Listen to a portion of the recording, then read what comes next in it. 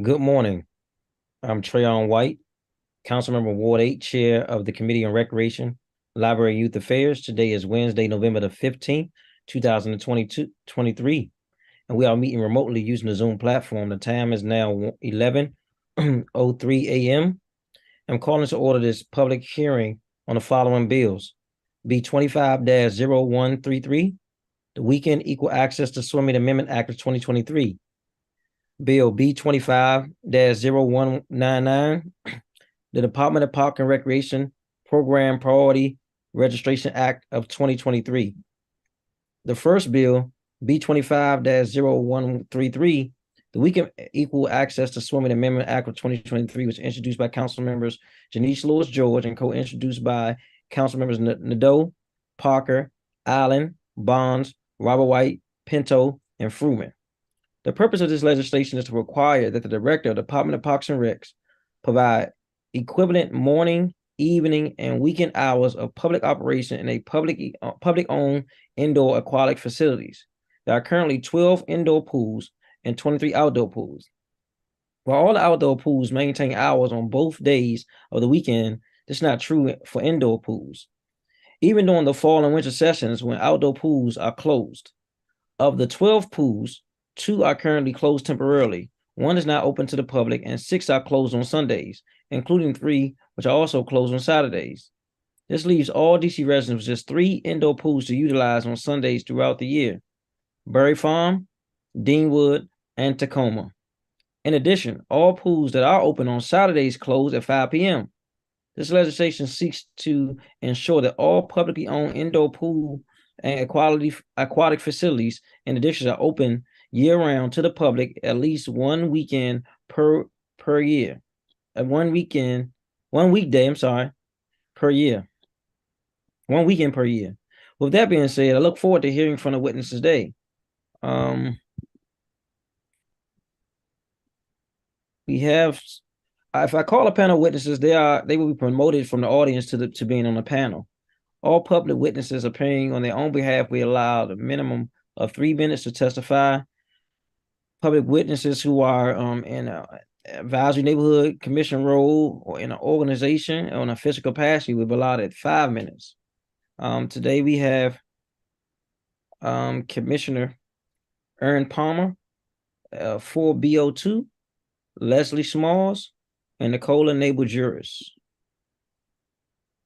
We also joined by Councilmember Brianne Nadeau. Councilmember, do you have an opening statement? Chairman, I don't have a written statement, but I did want to say thank you very much for holding this hearing. Aquatics access, pool access throughout the community is something that I hear a lot about. When I first started as council member, I was actually a triathlete. Job doesn't let me do that anymore, but I became kind of like the patron saint of swimmers around here. So a lot of people come to me, even if they're not in Ward 1, just to talk about pool access. And it's clear people love what we have to offer. They just want it to be more available to them. So I'm really glad that we're hearing this bill today, so we can create some equity across the city. And also, thank you for holding the hearing on the Priority Registration Act, the Program Priority Registration Act. I think we hear a lot also about access to camp and summer programs. So I look forward to hearing what our director has to say here and to have a good, robust discussion about the 2 bills. Thank you, Chairman. Thank you, Councilwoman Nadeau. We can elevate the witnesses, get started.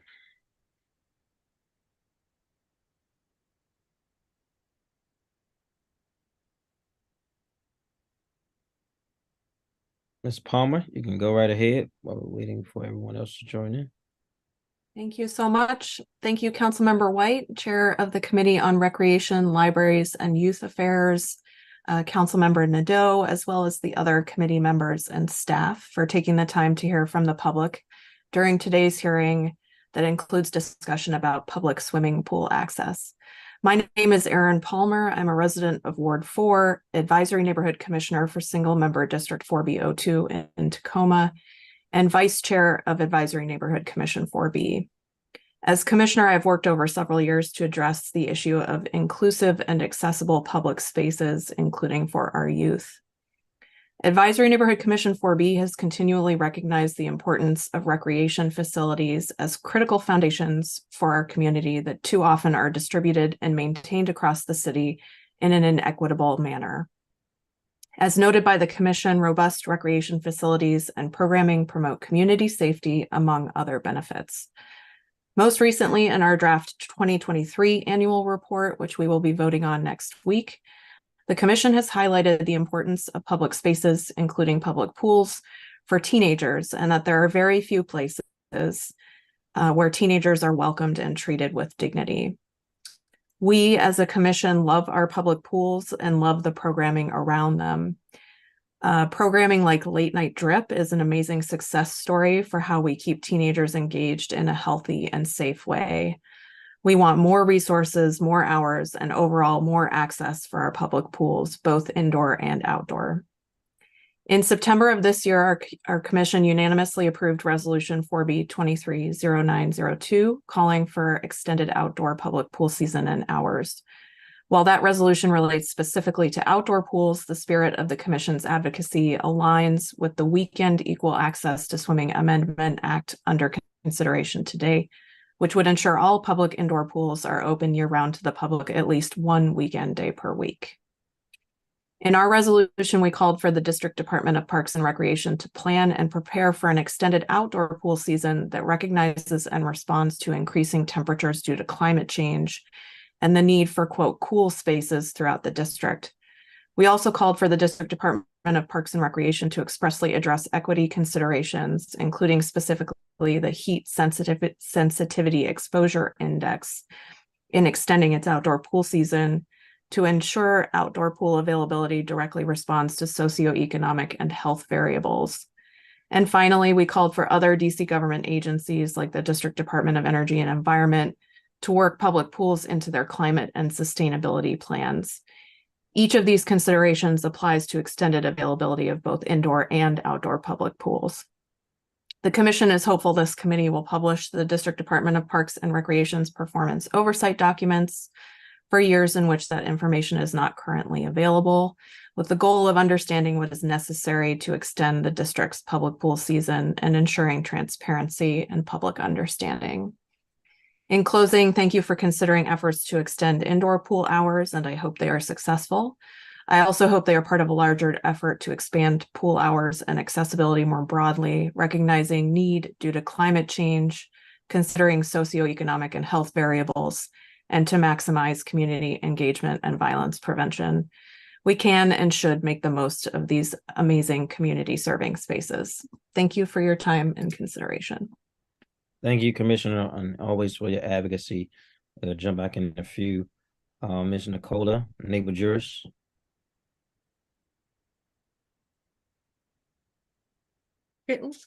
Apologies. Good morning. My name is Nicola Nabeljuris, and I use she, her pronouns, and I'm a Ward 4 resident. And I have 3 elementary school students at Powell Elementary who are very excited about this bill. I'm really grateful to Councilmember Louis George and the co-sponsors for this bill and the committee for considering it. I know I am one of few people speaking as to this bill, but I want to let you know that over 120 DC residents have signed a letter of support, and we're expecting that number to only grow. We'll be submitting that letter in support by the deadline next week. So personally, I live a few blocks from Roosevelt, and I'm really excited for the possibility of swimming on the weekend, but really want to encourage the council to take this bill a step further and ensure access for swimming lessons at these facilities, the pools that are DCPS associated. There's neighbors of Roosevelt and other pools who are really desperate for accessible and affordable swimming lessons, both for their children and for themselves. Multiple adults have reached out and said that they would very much like to take swimming lessons at these pools. And as a white woman who moved to DC almost a decade ago, I know this is not my story to tell, but I want to make sure that in this hearing it's acknowledged that there is a history of access, both historical and present day racism, that have prevented communities of color from accessing pools and accessing swimming lessons, particularly impacting our Black and Latinx neighbors. And I want to recognize that. And I want to recognize that my oldest child is actually a beneficiary of one of the policies that's working to remedy that. My 9-year-old learned to swim through Powell's program that as a 3rd grader, they walked across the street to Roosevelt and learned how to swim. So I know the district is working on this, but I want to name it as why access to these pools are so important for neighbors in the community. Black and Latinx children and children from low-income families are at much greater risk of drowning and water-related injuries. And so I think including swimming lessons in addition to pool access is really critical for making sure that children stay safe, both at these indoor pools and at pools in the summer. So access to swimming lessons really is a racial and economic justice issue. When comparing costs of lessons at DPR, when they average about $3 for a half-hour lesson versus looking at private lessons that are $30 to $40 per half-hour lesson, it's just really dramatic how many families from across the income spectrum really can't access swimming lessons in their community and at affordable prices.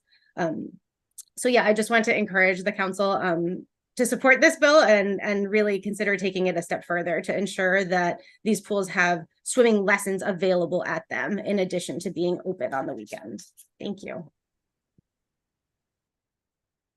Thank you. Not seeing Ms. Smalls, so I'll jump back to you, Commissioner Palmer.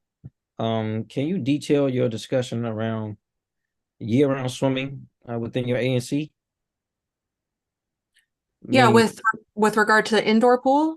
Yes, and which pools do your residents utilize the most? Yeah, so we're pretty close to the Tacoma Aquatic Center, which is a wonderful community asset. But the commission has worked over the years to make sure that it's fully functional. It has a kids section that's often closed and other issues that we deal with somewhat regularly. What's the reason, man? Do you know the reason why it's closed? I think it varies. Sometimes it's the water temperature, sometimes it's staffing. It seems to be a pretty consistent problem. Okay. And what is your experience using this facility or other facilities involving pools in your ward?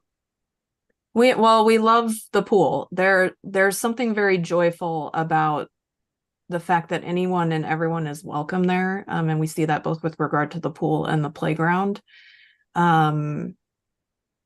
It seems to be well used, although there is, as I mentioned before, some, because of issues with it sometimes being closed or not accessible, sometimes people use it less because they're not sure when it's going to be open. Yeah. I want to ask you, Ms. Neighbor Juris, where do your neighbors currently have swimming lessons since they do not have them at Roosevelt?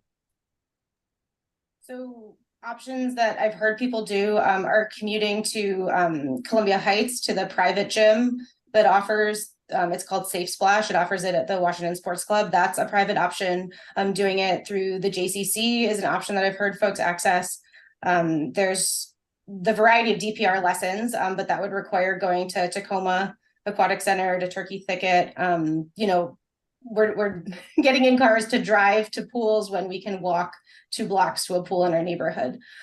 Folks have joined private swim teams on neighborhood listservs. I've seen people who are going all the way to Maryland because for a variety of reasons, they think that's works best for their family. So people are really passing a pool that's blocks away to access swimming lessons, or they're just not accessing them at all.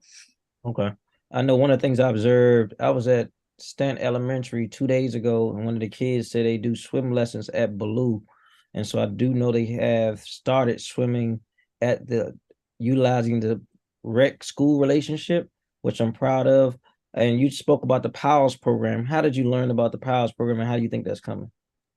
Yeah, the program through Powell has been fantastic. The 3rd graders, every student in 3rd grade in the spring semester, so I think it starts in January or February, during their PE classes, they walk over to Roosevelt, walk 1 block, and all the kids bring their swimsuits and change and learn the basics of swimming and start from the assumption that people don't know how to swim. It really is this square one basic program. And really, for my son, that was really what gave him the confidence.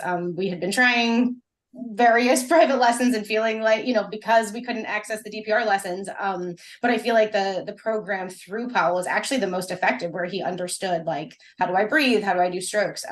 And the kids love it. I mean, it's an opportunity in the middle of the school day to go outside, to go swimming with your friends, have this splash party at the end of the semester. And so it really has been a fantastic program. And I don't know how many other schools are able to do that. I know that some folks I've talked to at charter schools are really jealous that DCPS students are having this program. So really want to encourage it, that it could be as many schools as possible.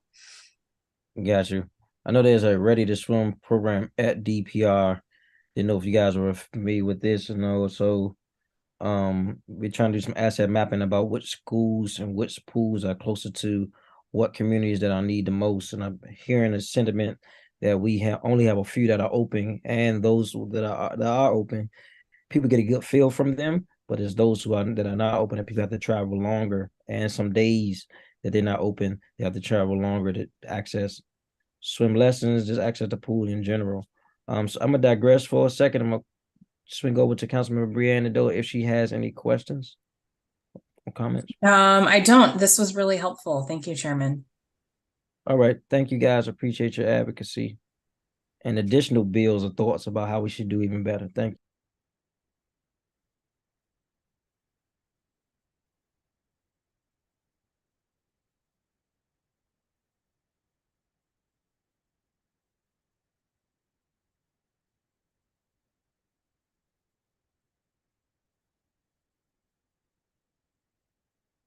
You're on mute, council member.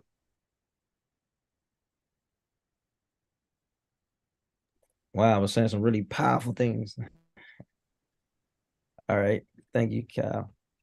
Now on to our second bill, which is Bill 25-0199, the Department of Parks and Recreation Program Priority Registration Act of 2023. This bill was introduced by myself and co-introduced by Council Members McDuffie and Parker. The purpose of this legislation is to require DPR to offer 1 week in-person and online priority registration to residents of communities where summer programs are held before registrations is open to all residents. For years, my office have heard stories and residents not being able to access programs and camps at the centers close to their homes. And so those who live in a digital divide in the city, who don't have computers at home or phones or access to phones that are able to help them register, miss out while they see kids coming into the community, accessing activities which they can't even enjoy right across the street from their homes. And so this has been consistent for a number of years. And I believe that Director Freeman has been addressing that in our last cycle this past summer.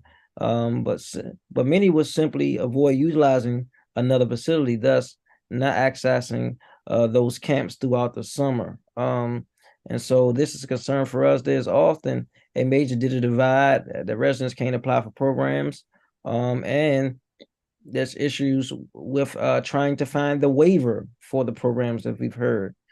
A priority registrant will be identified as a resident who resides within a 1 mile radius of the community center, recreation center, or other host locations. We have one witness who previously testified in a previous round who would testify in this piece of legislation.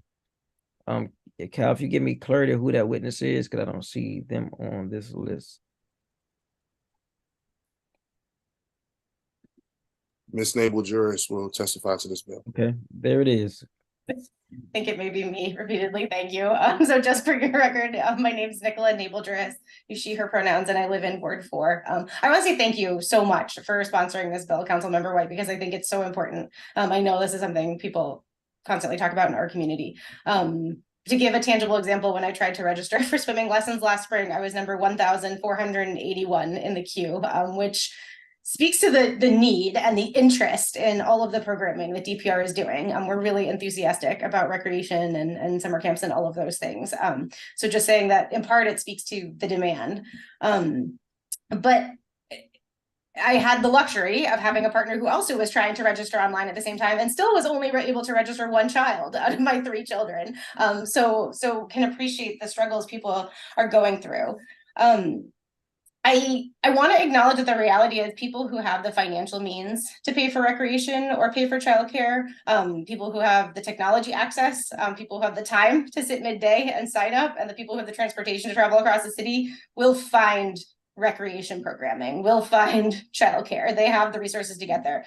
So the one thing I would suggest is that the council could prioritize residents who are also under a certain income threshold. The more I've been having these conversations about swimming lessons, the more I've been hearing from people who say, we really want to access swimming lessons. We just can't afford it in the way that the program exists. So I think that this priority registration, full support for geographic proximity, and would also encourage some consideration for income, because I really think that's where the combination of those two things are really important, that there's folks who are under certain income thresholds that really want to access programming, and those who have the privilege and means will find it elsewhere if they truly want to access it. So want to just name that many folks in our community are saying that finances is also a barrier for them, and why DPR programming is so important for them. So thank you so much for all that you're doing with this registration, and want to appreciate that. Thank you. Thank you. I would go on now to our government witness, Director Thenie Freeman, and we can elevate her to the room.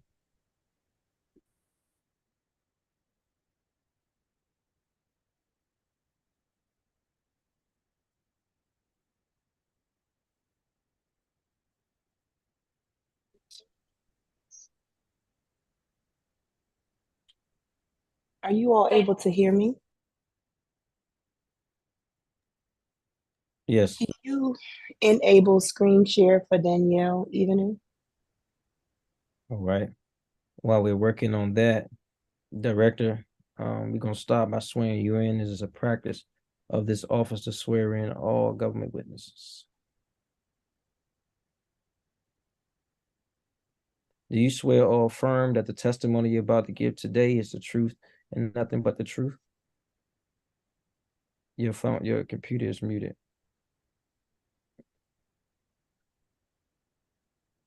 Yes. All right. What facility are you at now? See a swimming pool. And she got an amazing backdrop that I don't know about. Tacoma. Okay, Tacoma Recreation Center. All right. No, Tacoma Aquatic Center. Recreation's across the street. There we go. All right. Go right ahead. Good morning, Chairperson White, Councilmember Nadeau, and members of staff of the committee. My name is Thenie M. Freeman, and I'm the Acting Director of the DC Department of Parks and Recreation. DPR's mission is to provide equitable access to recreational programs, services, and facilities across all 8 wards. DPR operates an inventory of 80 recreation centers, 35 pools and aquatic centers, 243 park sites, totaling 851 acres of green space, 104 playgrounds, 110 recreation fields, and more. I'm here today to testify on behalf of DPR with the support of Mayor Muriel Bowser and Deputy Mayor for Education Paul Kine regarding 2 proposed bills introduced by members of the council, B25-0133, the Weekend Equal Access to Swimming Amendment Act of 2023, and B25-0199, the Department of Parks and Recreation Program Priority Registration Act of 2023. I would like to express my appreciation for the council's support of DPR as we work to improve district residents' quality of life with our robust recreation programming and our expansive inventory and recreational offerings through our centers, parks, and pools. We agree equity is essential. Since the introduction of these bills, DPR has significantly expanded the hours of operation at our pools and has implemented new approaches to program registration to engage more unique households and lower income families in our offerings. We will continue to expand this work through our efforts to professionalize play. We value the council sponsor's desire to increase access to DPR facilities and programming. However, DPR does not believe the proposed bills, B25-0133 and B25-0199, are necessary to achieve these goals.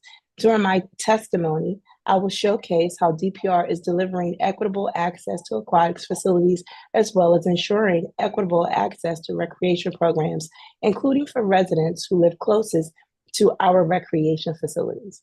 While well-intentioned, B25-0133 and B25-0199 will have unintended consequences that adversely impact our agency and some of our district's most vulnerable residents.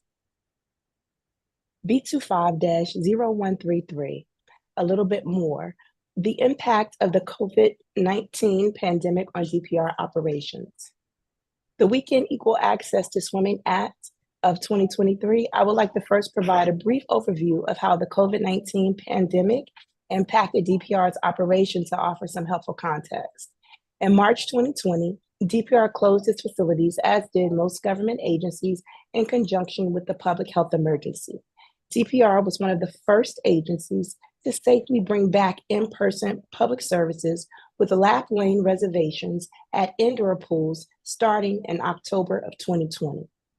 In July 2021, DPR brought back modified operations as the district began its comeback from the pandemic.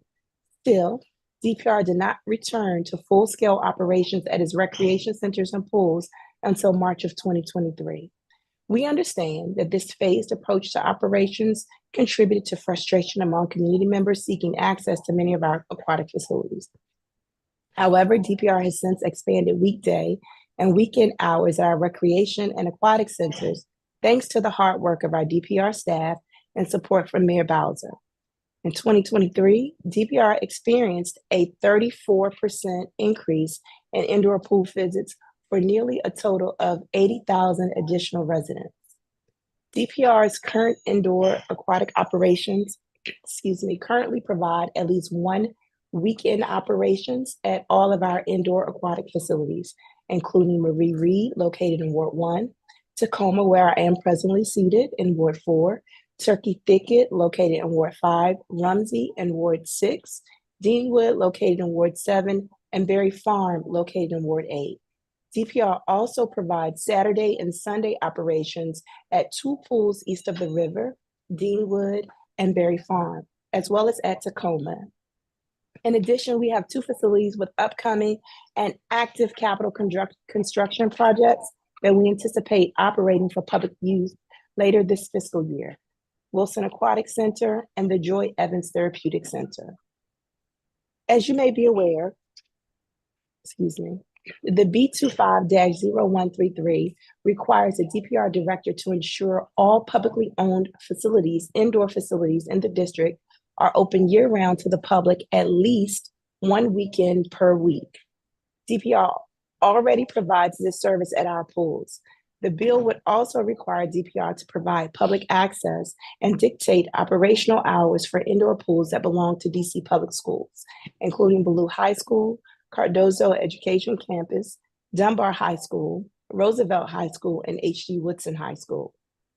However, operations at DCPS pools are not directly under DPR's control and require additional considerations.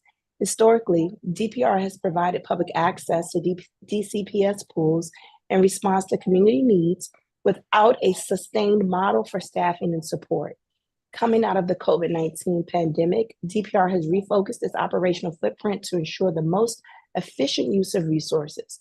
To effectively operate DCPS pools for public use, DPR needs the following: 1, dedicated funding to support staffing and operational expenses such as cleaning and security. 2, a secure public entrance. 3, when there's an established community need for aquatics access at the site. DPR currently provides weekday public access hours at Roosevelt Pool and will soon do so at Blue Pool. DPR also operates Dunbar Pool for public use as a carryover of its historic operating footprint, but this activity is presently unfunded. Dunbar Pool does not have a separate public entrance, which has been a challenge for staff and patrons. DPR does not operate H.D. Woodson Pool for public use, as it is also unfunded, has no public entrance, and is approximately 1 mile from DPR's Deanwood Aquatic Center. While DPR operates the pool at Cardozo Education Campus for school use, it is a poor candidate for public use for the following reasons. The pool is located in the school's basement without a secure public entrance. The pool is smaller than other district-owned pools, and the pool is located within a mile of DPR's Marie Reed Aquatic Center.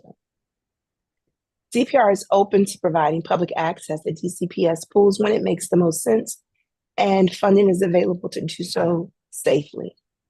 However, what may seem like a simple request is complex and has substantial cost implications. To operate a DCPS pool for public use, DPR anticipates additional costs across 6 key areas. Staffing. The only staff DPR provides at DCPS pools currently are lifeguards.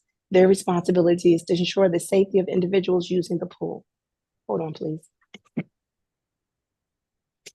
This bill envisions DPR having a more prominent role in operating DCPS pools to include managing public visitors through a sign-in process, check-in process, providing customer service support, and managing the overall operations of a public facility.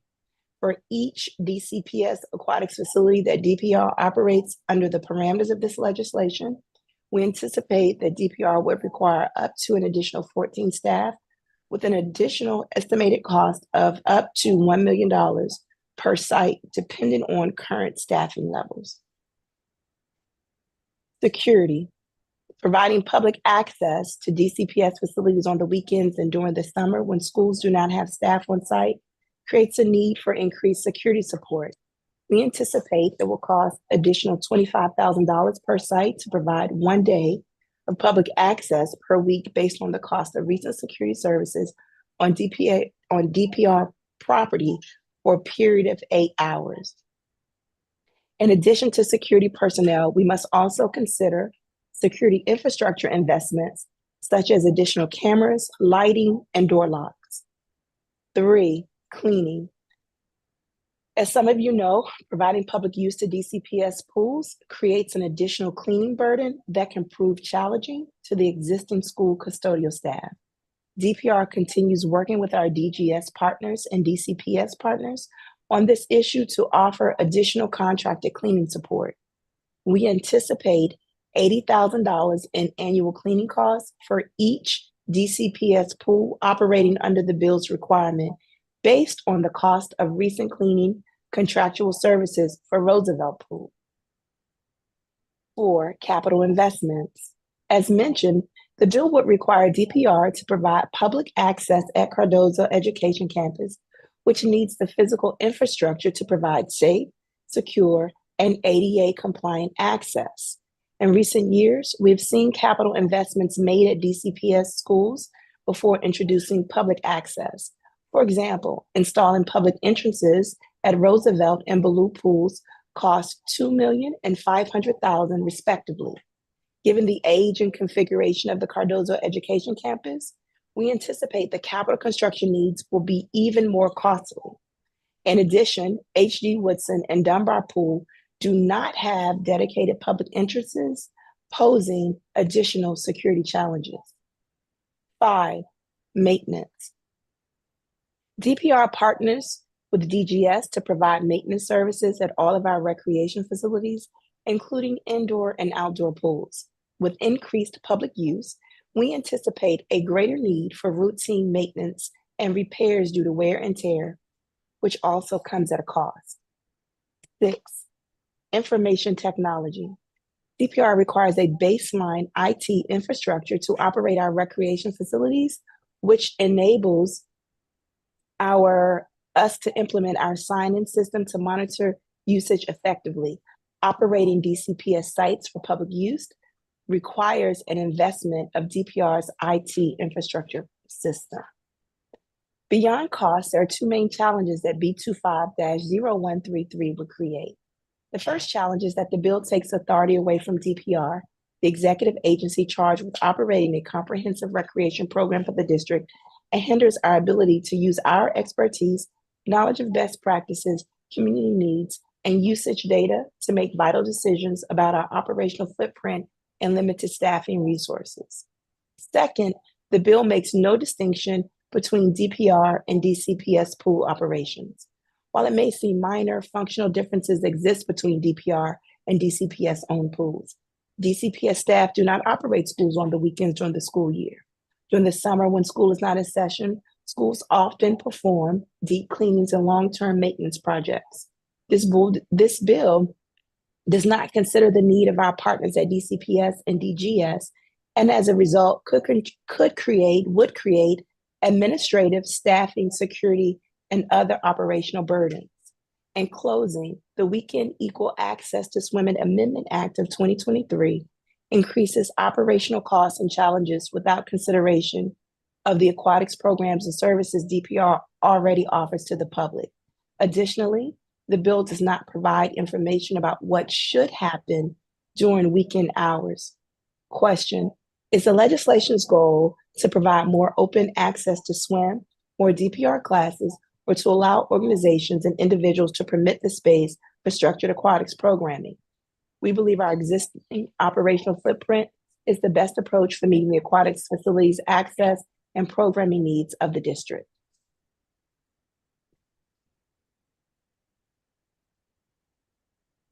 B25-0199.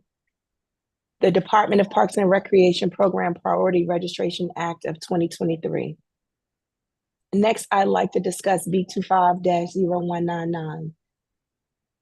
We appreciate the council's interest in ensuring residents can access DPR's main offerings.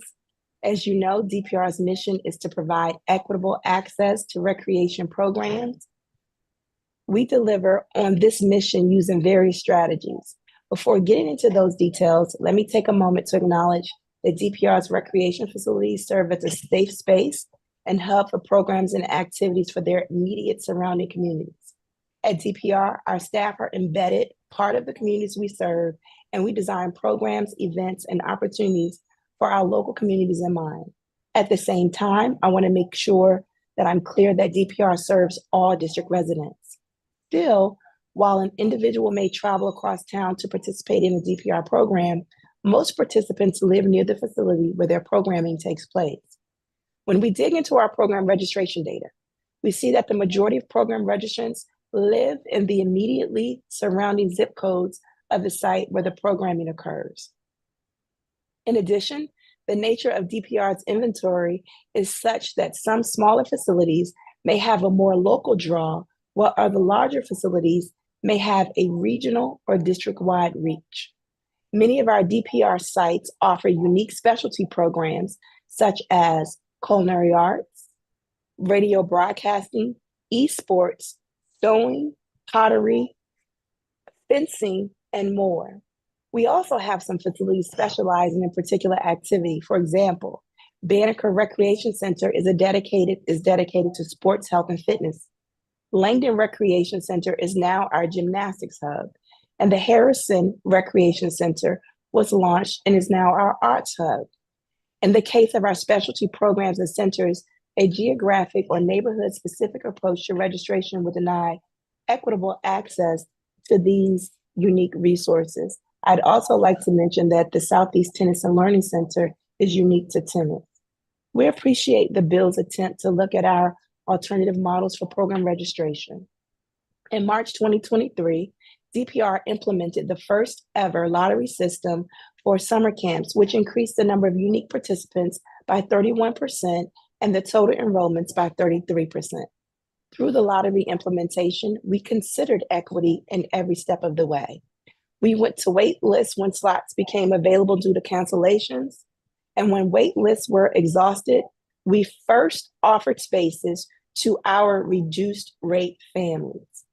We also ensured that those families had time to sign up, followed by all lottery participants and then all district residents before allowing any non-residents to sign up.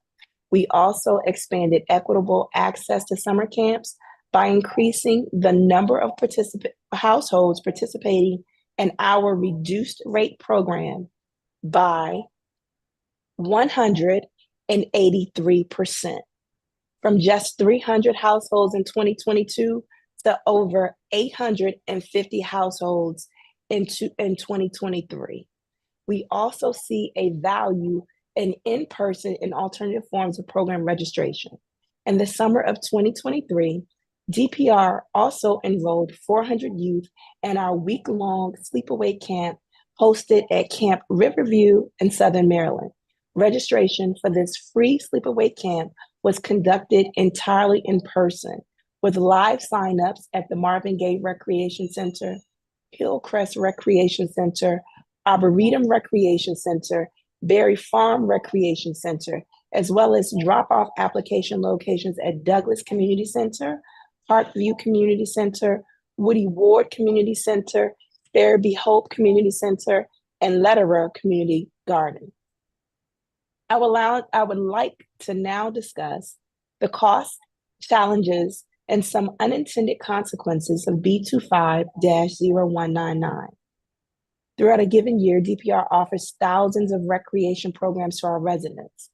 Offering registration for each program based on the location of facility creates a large administrative burden that would require a substantial investment in DPR's data systems, with limited benefit considering most program participants already live near the recreation centers they attend. Moreover, using a 1 mile radius as a criteria for priority programming registration is problematic.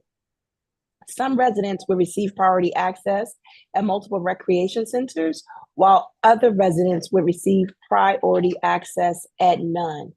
I would like to submit the following maps as part of my testimony, which show the uneven distribution of priority program access and how this proposed bill disadvantages some communities east of the river that DPR is trying hard to serve. If you look at the map, you can see that Fairlawn community does not have a recreation center and a 1 mile radius. So that meant that would mean that priority would not be offered to this community. DPR takes great pride in understanding the communities we serve, and we actively work to modify our registration process to meet the needs of our patrons, helping to bridge the digital divide and ensuring we reach most of our most vulnerable populations. We believe DPR's current approach, which includes strategies to reach parents of children who work non-traditional hours. Typically, you would see in the past that, as others have referred to the Hunger Games, where they would log on at a certain time. We understand that parents who work in non-traditional roles, whether they're working in a hotel or they're working security, wouldn't have access to a computer during those times. So we focused on engaging those families through our reduced rate program and feel that that's the best course of action for expanding equity. In conclusion, thank you, Chairperson White. Thank you, Councilmember Nadeau and the committee for the opportunity to testify today on DPR's perspective and concerns regarding these two bills.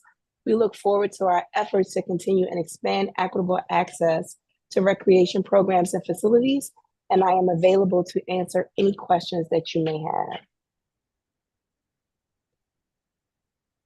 Thank you, Director. Let's start here.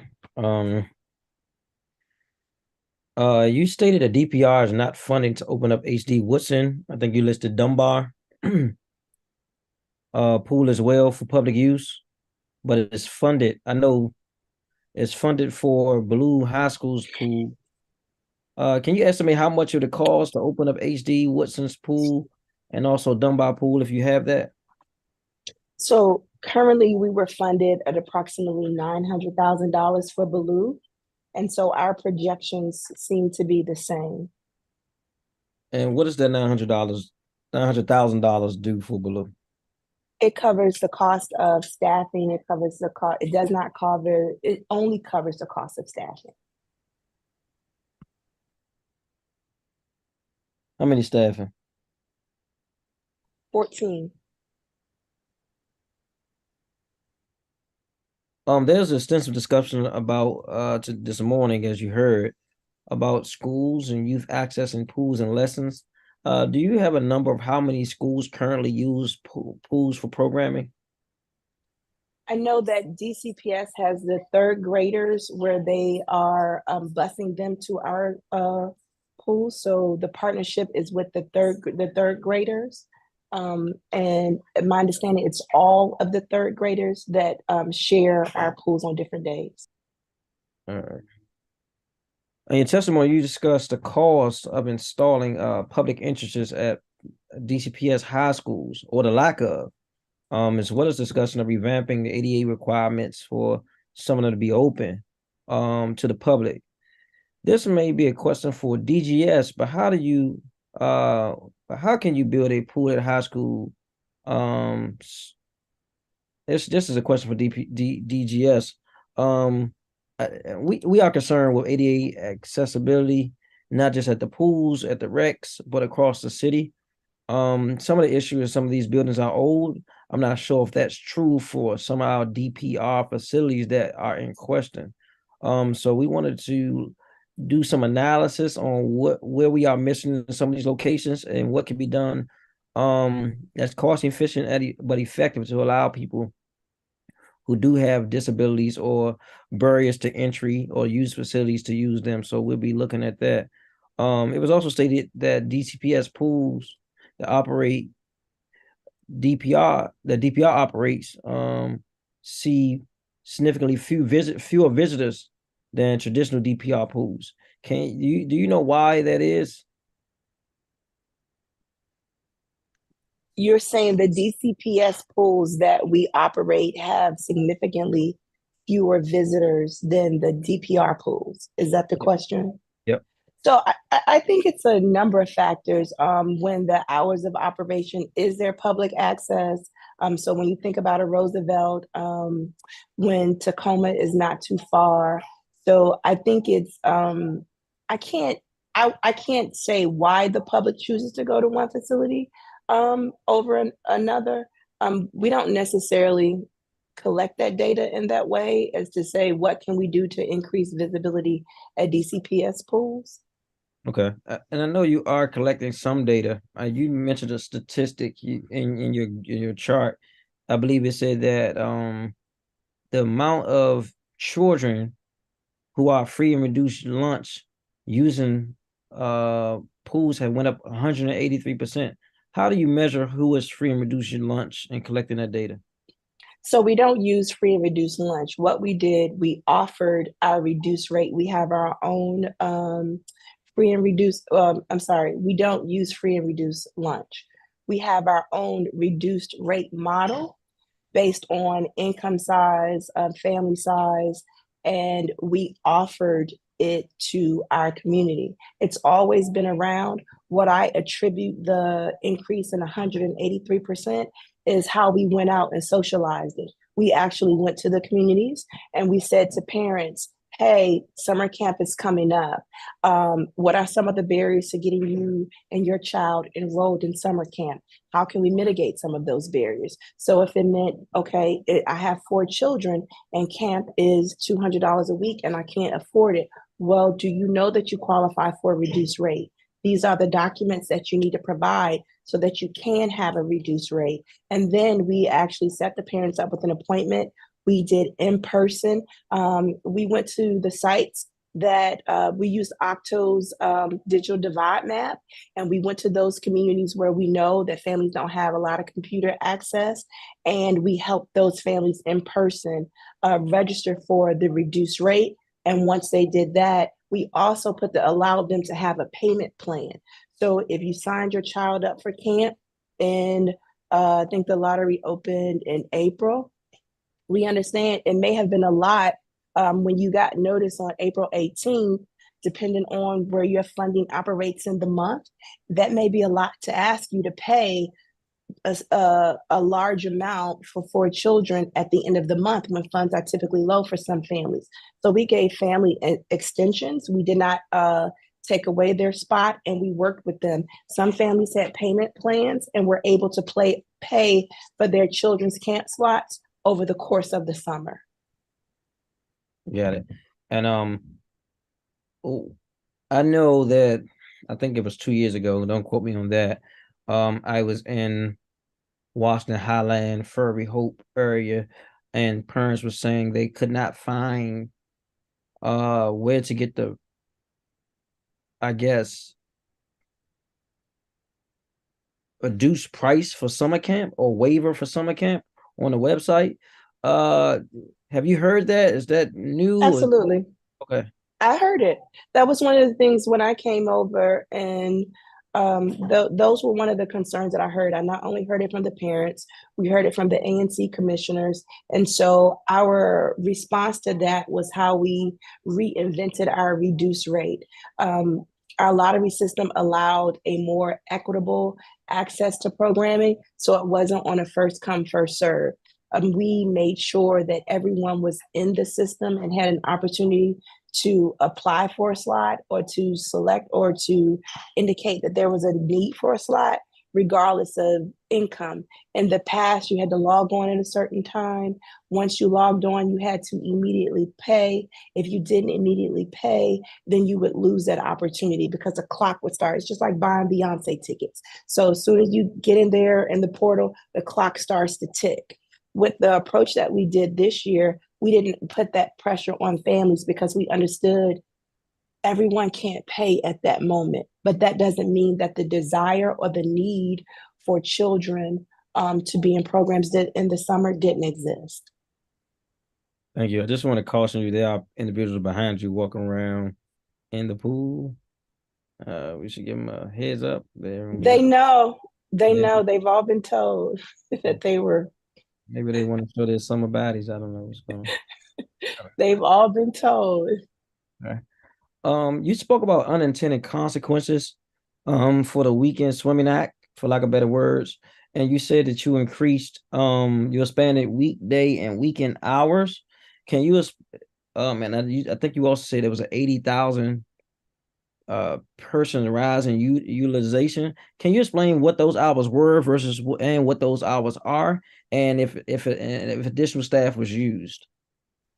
Yes. So the hours previously were 12 to 8 at all of our sites, Monday through Friday. So we did a phased approach, opening up the facilities based on the size, the need, what amenities they offered in the community. And so, yes, there was additional staffing. We expanded from a 40-hour week to 83 hours, from a 68 hour up to 68 or up to 83 hours at our various locations. So we did increase staffing. We used our current inventory to place staff at different locations. We even moved some staff out of our headquarters site to our facilities. And then we also used temporary staff to support. Thank you. How many vacancies currently does Department of Parks and Recreation have? Our current vacancies, let's see.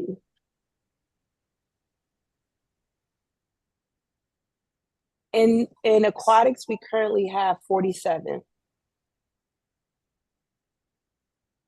How many you have as an agency?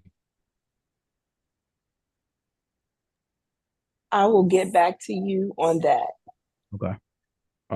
Because as we talk about the desire to find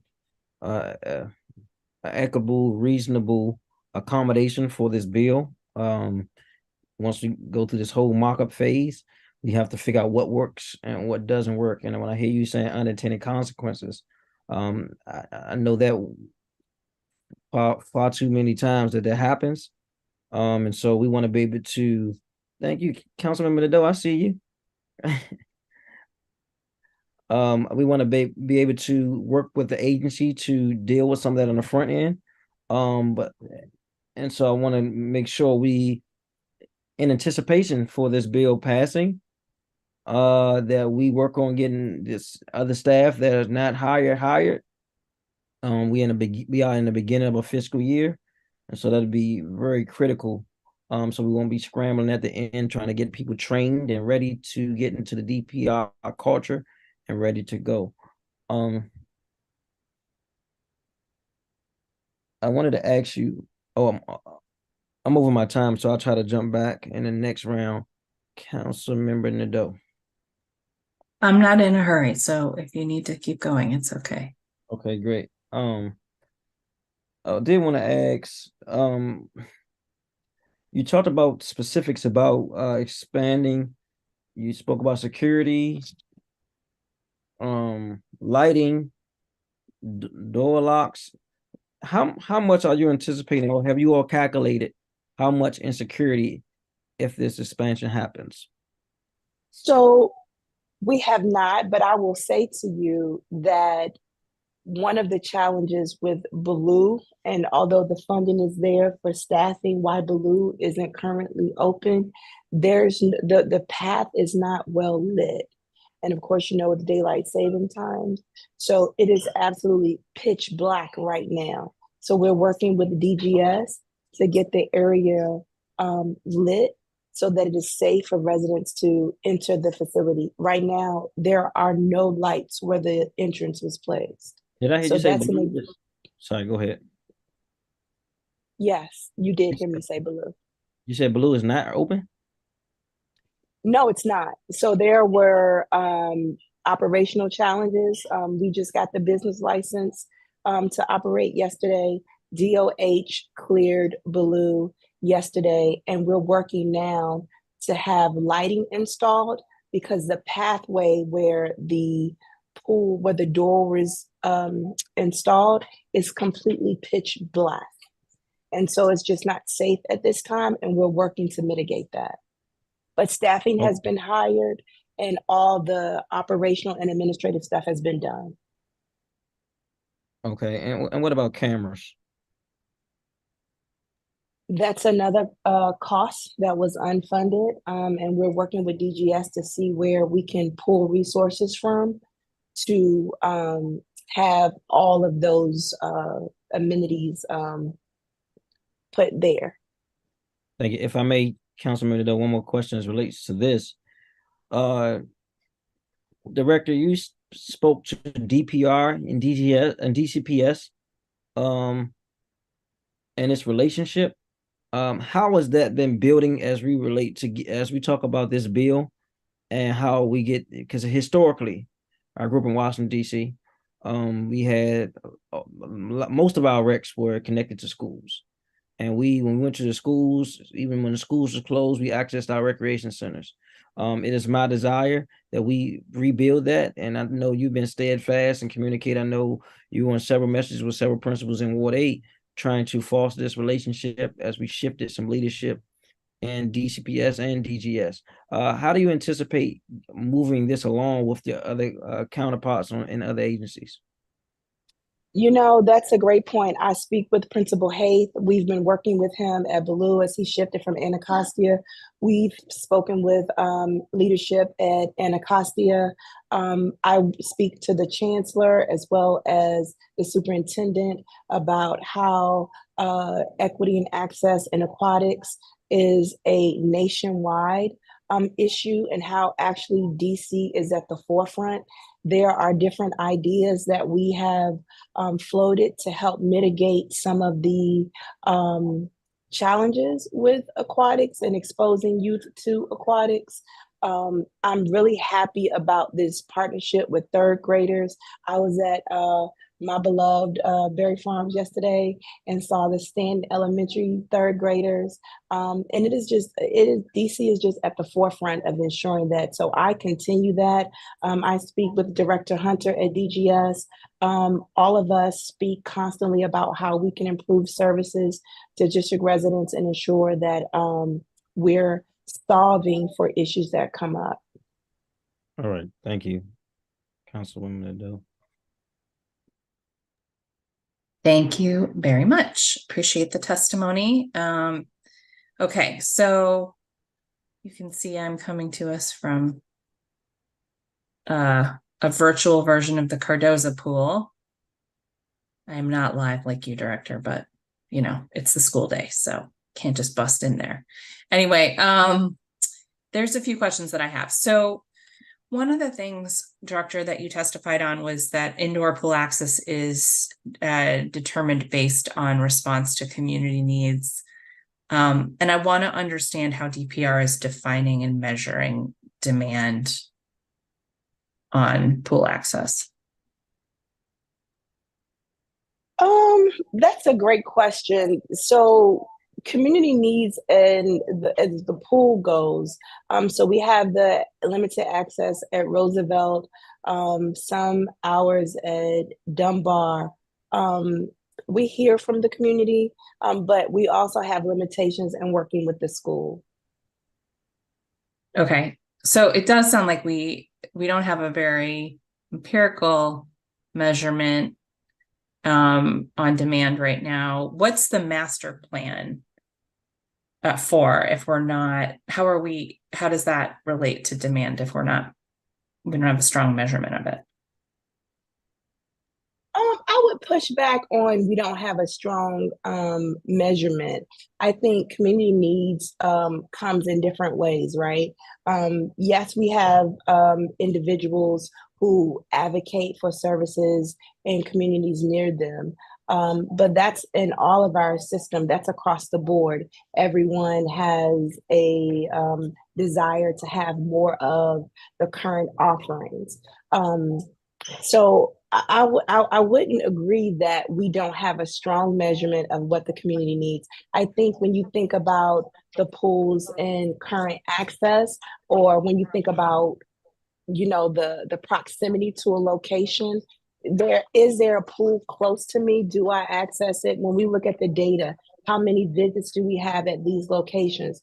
Does it demand that additional hours are open? That is one reason why we did open up on Sundays, because at the locations, and we chose the locations that we did open up. That is the reason why even when we close our pools, the way we close them, that is the reason why we kept a Hearst open for the summer expanded hours and Oxen Run. So we do have measurements to show, and we look at a myriad of things.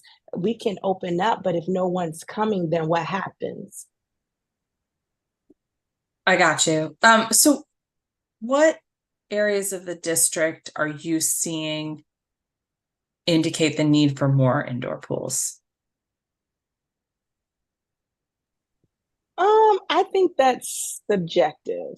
I think that our indoor pools across the gamut are extremely popular. So when we open up, so it's, if you notice the way we open up our programming, we do aquatics on one day and then regular programming on another, because the aquatics programs go instantly. Right. And so there's a demand. I often joke and I use the term of endearment seenagers, because a senior is someone that's designated as 55 and older, but our seniors are younger and younger and they're more active. And so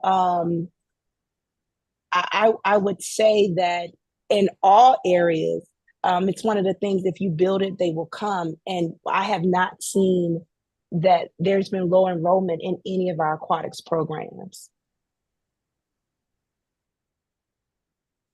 That's good.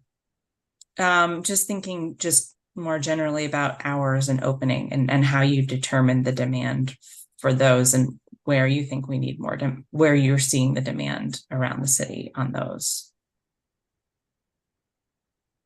So I can tell you where we see the demand. So for example, our Fairby Hope pool, Fairby Hope opens up at 12, where our Berry Farm, Turkey Thicket, and other pools open at 6 a.m. So the demand at Fairby Hope is not that of a 6 a.m. site. And so we just don't have those hours. So where we see, when we chose the 8 sites to open at 6, we chose based on community. Will they use the facilities? For example, Rosedale opens up at 6 a.m. because you have a lot of foot traffic in the gym. Edgewood, you have a lot of foot traffic in the gym. Some centers, not so much. And so that's how we make the discernment. It's there's a standard level of service versus community needs. Okay. One of the things that we're talking about with both bills is really like geographic proximity.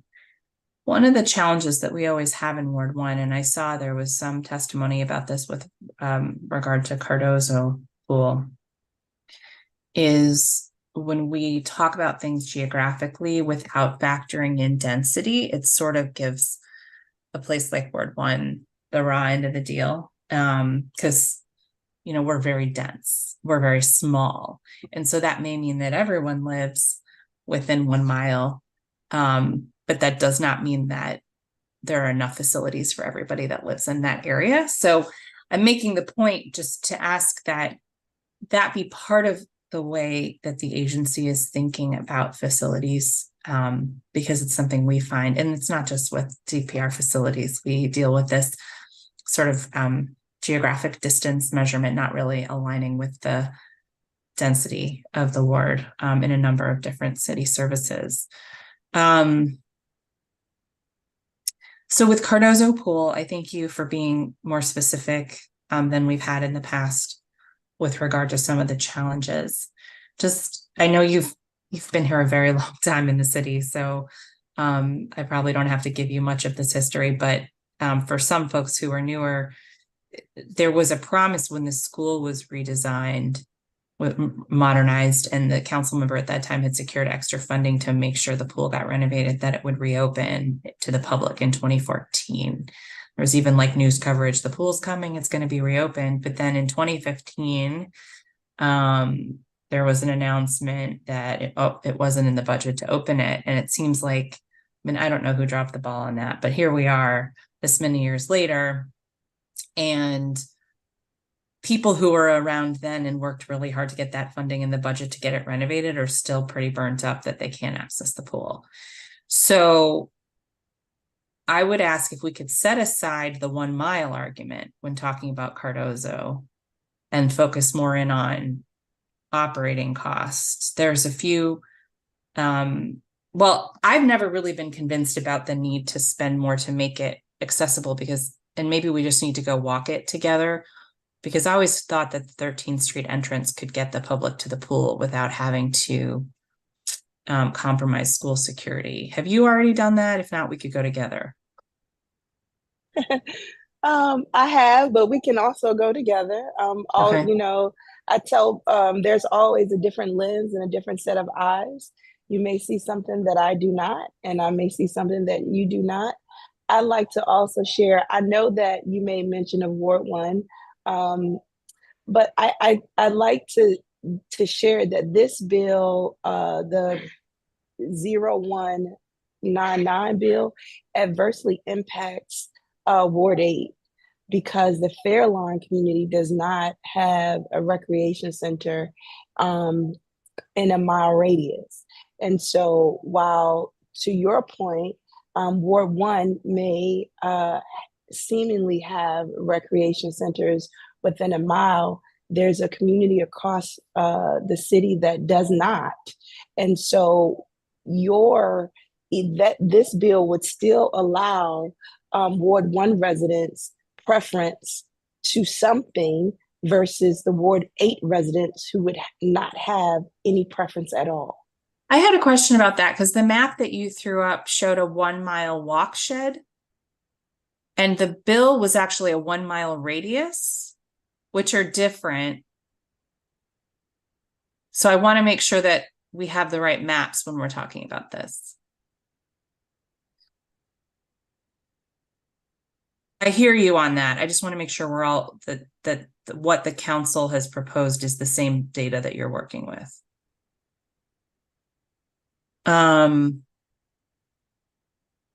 So we actually worked with our community planning team. We have a capital projects and a community planning team. And so when we looked at the data, we were looking at the map and looking at it collective. So I'm pretty sure we're on the same page. Okay. We'll look at it too. I see I'm running out of time, but you said that Roosevelt's access capital costs were $2 million in Cardozo's configuration. The cost could be higher. Do you know how much higher? No, we have not. No. All right. Well, let's go look together, because I want to see what upgrades you think are needed. And then the other thing is like up to 14 staff with an estimated annual cost of $900,000 per site. But you also noted that it's smaller than most DPR pools. So I'd love to know if we could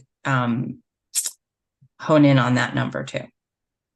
Absolutely. And that was the up to, understanding that there's some uniquely situated staffing models for a per site. We also have some MOUs that already takes into consideration current staffing levels. 14 staff is the bare, if there's a brand new facility where DPR had no footprint at all. Okay, thank you very much. Thank you for your indulgence, Chairman. Thank you. We've also been joined by Ward 3 Councilmember Matt Fruman. Thank you very much, Chairman White. Nice to see you, Director Freeman. So a couple of things that are related to these bills. From my perspective, the big picture is maximizing access to our great recreational facilities. And you were able to do a couple of things last year that were terrific in the pool space. One was opening up the Hearst pool early in the morning, given the closure at the Wilson Aquatic Center, and then extending the hours, keeping the pools open into September. And two pools, the Hearst pool and the Oxen Run pool. And is it your intention in the coming year to replicate or expand on those, what I'm going to call pilots of expanded hours in different parts of the city? So going back to the earlier question that Councilmember Nadeau posed about how do you determine the community needs. So Hearst was a pool that was highly popular. The pool opened at 6. The patrons were there at 5:42, sitting outside, standing outside, ready and waiting to come in and access the amenity. And so what we did, we were able to use cost savings from attrition, from staffing who did not necessarily show up and work. So those cost savings were how we were able to do that. In the out years, it makes sense, but it's also one of those things that's based on funding availability. If funding was available, and then again, you've heard me say that many of our lifeguards are high school age youth and some are college. And so I am proud to say that the youth that stayed on attended UDC. And so their schedules permitted them to stay at Hearst and then hop in, and go to class or come from school, right? That works. In some cases, that may not have worked. But as we look at what expanding our footprint could be, we saw that potentially Upshur, and we saw that potentially Langdon would be good candidates for this model. But again, it's based on funding and staffing.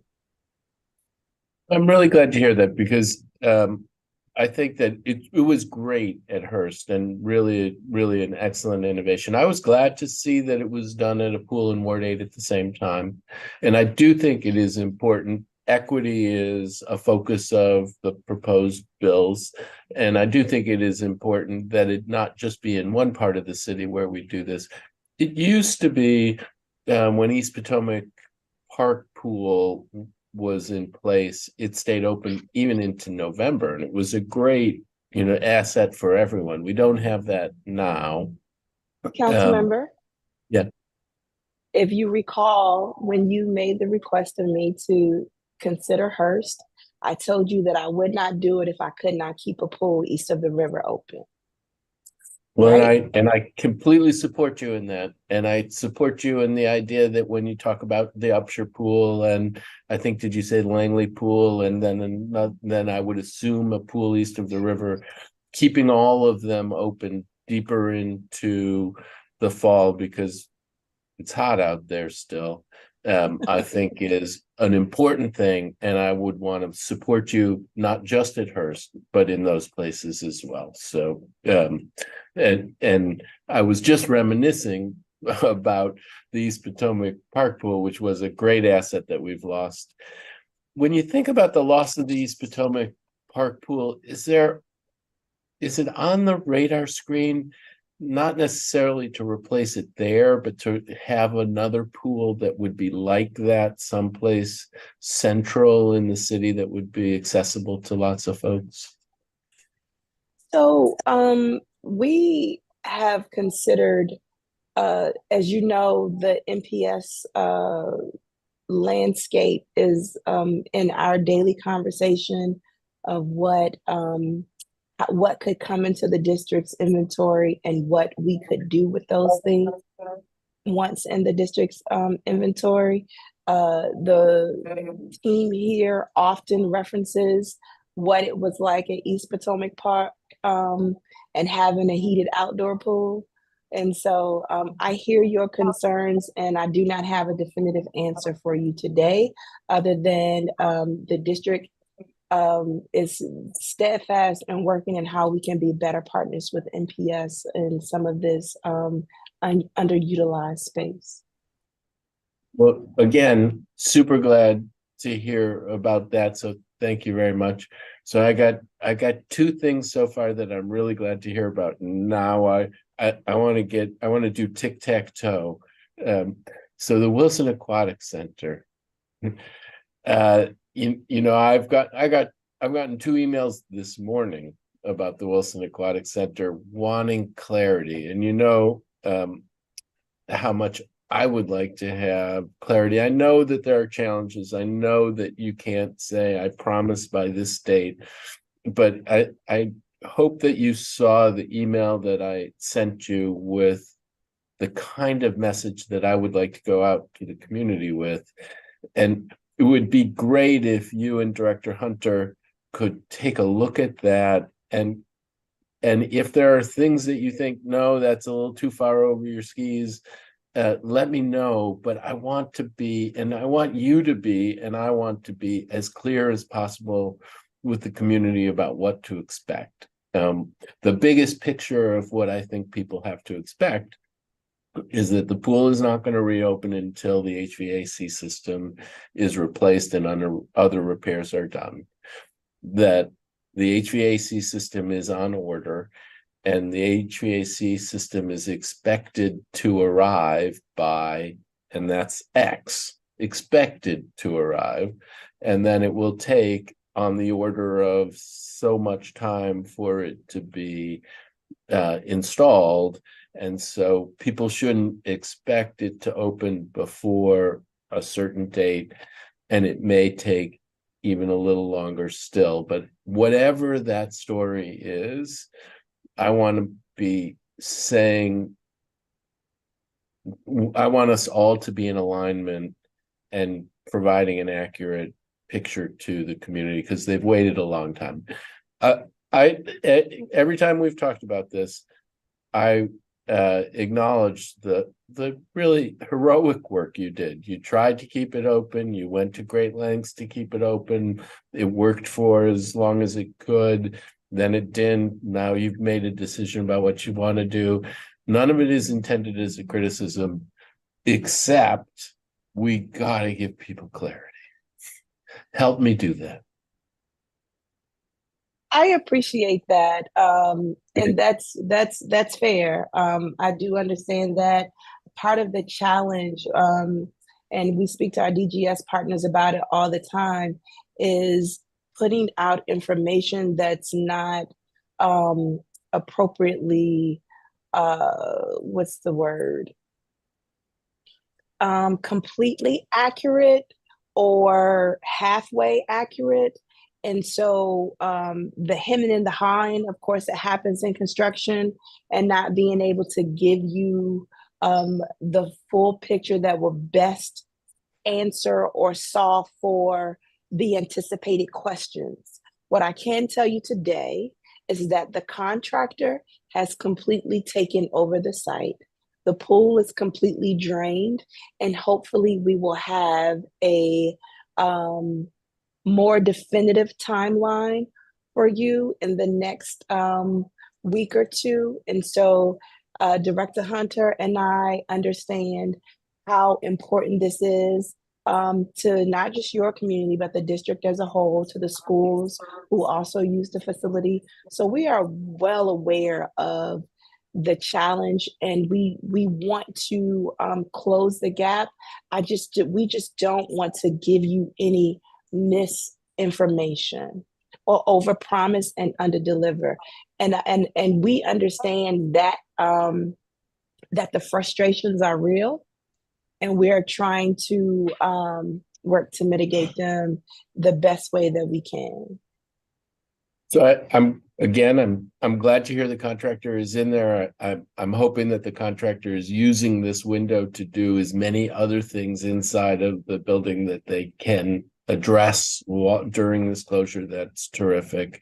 I hear you on the concern about overpromising and underdelivering. I think anything that was said would need to be caveated that, this is what we're aiming for.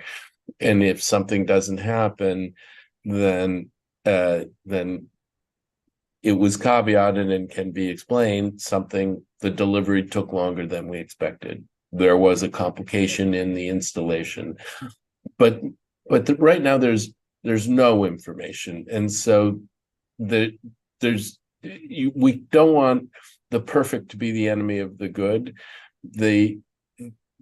What's the best information that we can offer? And if it's that you want to wait a week or two and then put that out, if that's what makes you feel more comfortable, I can live with that. I'll be answering the emails in a different kind of way, but let's get it out if we can before Thanksgiving, or so that we can give people as accurate as possible of a sense of what's coming. Because I get that request all the time. I think that's fair. So if you would give me, I think getting with Director Hunter and trying to get something out before Thanksgiving, I think that's a fair request. All right. Well, my time is up. Thank you very much.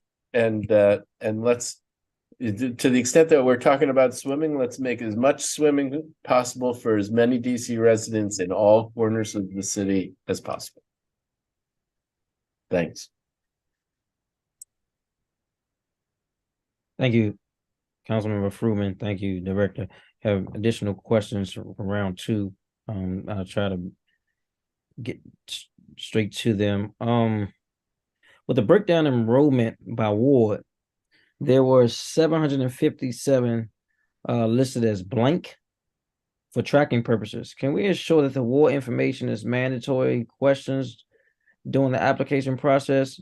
And if so, how can we track this? So we do offer non-resident services. We do. There's a higher cost to non-residents. We also have youth who are just as involved or under the care of CFSA or DYRS who are still deemed district residents, who have the amenities afforded to them as a district resident. They just do not have a ward. But we do verify that they are district residents through, and they may have they get the same cost. And then for those who are not district residents, they just pay an upcharge. Okay, thank you. I appreciate that clarity. Can you speak a little bit about DPR's lottery system?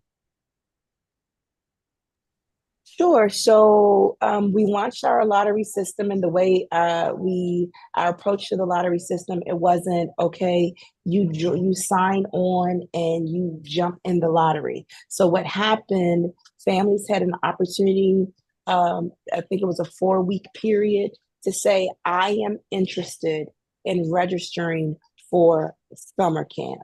And so at that time, the families, if they didn't have an account, they created an account and they put themselves in the spacing and say, I'm interested in summer camp. And these would be so that's the first part, saying that I'm interested. The second part is having a 1, 2, first, second, and third choice. And so families selected first choice, second choice, third choice. There was a sibling preference that was given to families. And then the lottery spun. And then afterwards, families were notified, you've received a slot in our 2023 camp. Now it's time to pay. And families had up to 2 weeks to pay. Payment for your slot secured your slot. If families could not pay, they could contact us and get on a payment plan that would continue to hold their slot. If families did not pay at all, they lost their spot, and then we went to the wait list. So once we cleared, so for example, let me just say, Tiny Tots program may have been 30 slots with 8 waitlisted. So the first 30 happen, and then we go to everyone on the wait list. After the wait list and individuals on the wait list say, I am good, I have other alternatives for camp this summer, or I received a slot over here, I got my second choice in a different camp category, I'm no longer interested. So then we went to our reduced rate pool, and we said to our reduced rate families, there are camp slots offered throughout the city, and here it is. You have first right of refusal. And so we allowed our families, the 850 families who certify for reduced rate, to select what they wanted first. They again had an opportunity to pay the reduced rate or make payment arrangements, which held their spot. If not, those spots went to everybody in the pool of the camp universe. You selected camp, you wanted to participate in camp. Now these are the slots that are open. After we went to the universe of camp families, then we opened up to the general public. Now we have additional slots that are open for camp. Slots have been released. If you're interested, slots are open to you. From that, we went to non-residents. From after we went to DC residents only, then we went to non-residents who reside in Maryland, Virginia, visiting from Pennsylvania, staying with your grandmother. You don't have district residency preference, but you're in the city and want access to our services. And that is how we can say that everyone who wanted a spot for camp was able to receive a spot. Okay, got it. And based on what my staff analyzed, I believe, and correct me if I'm wrong, that the two in-demand programs at DPR have been Learn to Swim and Afternoon Access. And the most popular camps have been Little Explorer and Discovery Camp. Let me ask you this. Is that accurate? And does these two camps incorporate swimming? Yes, both of them do. So Learn to Swim is the Learn to Swim Tier 1 program that is the most popular program in our inventory. And Afternoon Access, that is the after school program. As you know, many youth who attend neighborhood schools, they may not attend the after school program at their school, but they come to the recreation center for the afternoons, and we've enrolled them in an afternoon access program. That way we can correctly capture the data of the youth participating. We can also feed them. We have a partnership with OSSI for the meals. And so we're able to feed them during those hours. We're able to provide them a safe, structured place after school so that they're just not in the communities at home alone doing anything. So the afternoon access program does take field trips, and some of them are to our indoor pools. Thank you. I did get a chance to go to Google Maps to try to figure out the distance of the pools. And I know that Councilmember Nadeau's staff is researching that as well, and that creates something. So I look here. All right. So Anacostia Library is in Fairlawn. And so from Anacostia to Fort Stanton is 1.2 miles. Anacostia Library to Berry Farm is 1.3 mile. I think some of the greater issue here, and that's travel. Google Maps. So some of the greater issues here, I believe, is the lower part of Fairlawn towards Boone Elementary. And I tried to figure out what was close to there, and actually Hillcrest is 1.5 miles in travel. Boone to Fort Stanton is 1.5 miles. But I think that part of the solution in which you and I, and former director and DGS are working on is the Anacostia wreck at Ketchum. And that's going to be critical in breaking down some of the barriers east of Anacostia River and ensuring not only we have facilities with adequate programming where youth can access in their community. I think that in previous hearings, I talked about doing some asset mapping to figure out where wrecks are and where wrecks are not, where facilities are not, and also programming. I was at a school 2 days ago, and one of the community parents was talking about adequate programming. And she referenced in her community, she was at Rocket Ship. And so I didn't have an answer for that because I don't know off the top of my head what all the programs are. So I can get that and look at that. That'd be helpful for me in trying to make sure that we are delegating resources and funding to places and spaces that need it the most all across the district, and make sure there's a lens of equity involving in this discussion and this analysis. Director, you have a response to that? It's really a statement. I do. So thank you for that. And to your point, the bill specifically says 1 mile radius, and by your calculations, they're over a mile. And you're right, the Ketchum Recreation Center at Anacostia would solve for that, right? But as it stands today, the bill today in its truest form would impact some of our most vulnerable residents.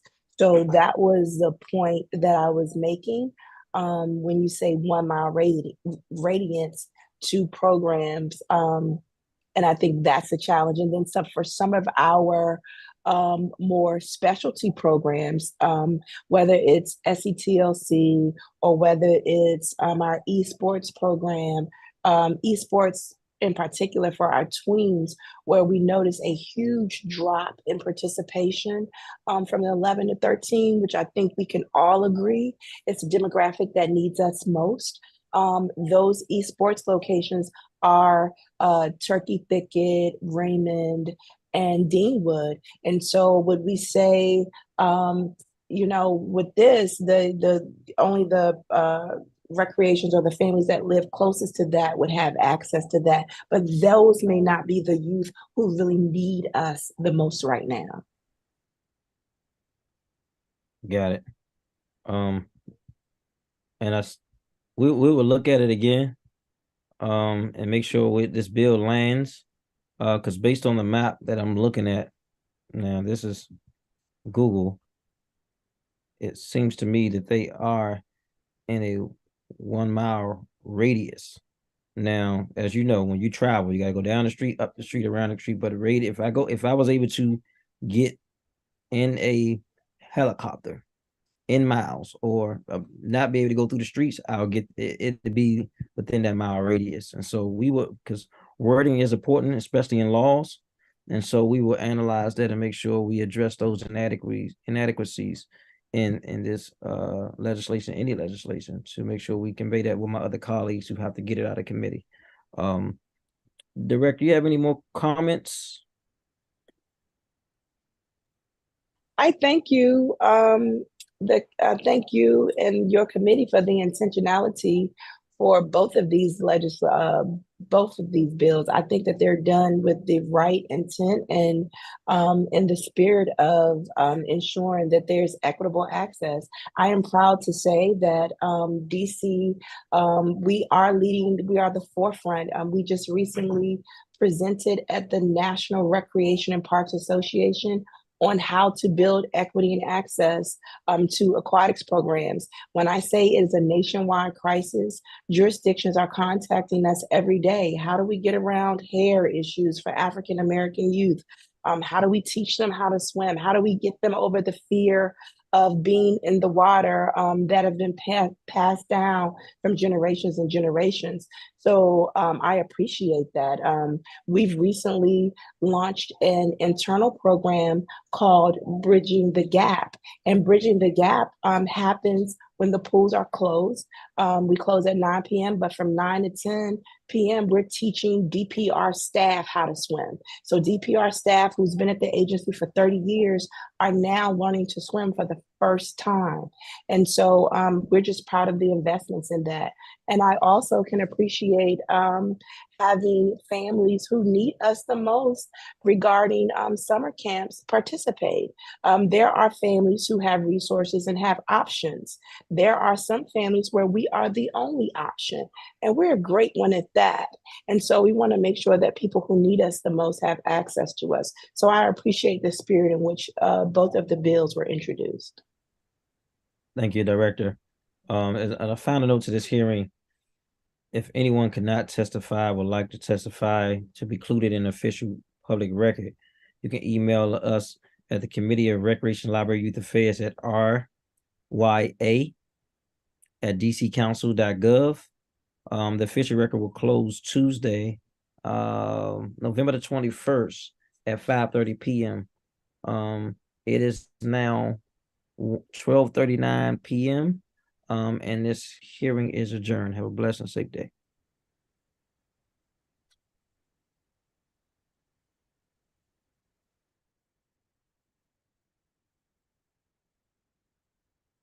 Thank you all. Thank you, Council Member. Thank you, Kyle. Thank you, Director. Have a good one.